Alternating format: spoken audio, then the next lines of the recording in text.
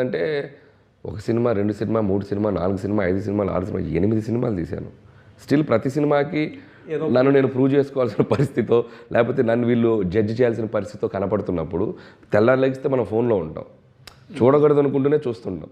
So these kind of small things మనల్ని కొద్దిగా అరే ఏంటిది అనే ఒక ఫీలింగ్, చిన్న ఫీలింగ్. బట్ వీటన్నిటితో పోలిస్తే రేపు మన సినిమాలు వస్తున్నప్పుడు వాళ్ళ ఆడియన్స్ చూపించే ఎగ్జైట్మెంట్, మన కంటెంట్స్ని ఆడియన్స్ తీసుకునే విధానం, మన సినిమాని ఆడియన్స్ తీసుకెళ్ళి పెట్టే సక్సెస్లో తీసుకెళ్ళి పీక్ రేంజ్లో పెడుతున్నారు కదా, అటన్నిటి ముందు ఇవి చాలా చిన్నగా కనపడతాయి సార్. బట్ నాకు ఒకటి అర్థం కాని విషయం ఏంటంటే, ఈ సోషల్ మీడియా జనాలు నేను ఎప్పుడు అబ్జర్వ్ చేస్తూ ఉంటాను కదా, ఒకళ్ళు వెనకాల పడుతూ ఉంటారు.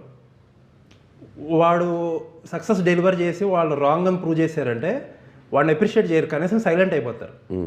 బట్ అనిల్ రావిపూడి విషయంలో ఏమవుతుందంటే, సరే సైలెంట్ అవుతారు, నెక్స్ట్ సినిమాకి మళ్ళీ వస్తారు, నెక్స్ట్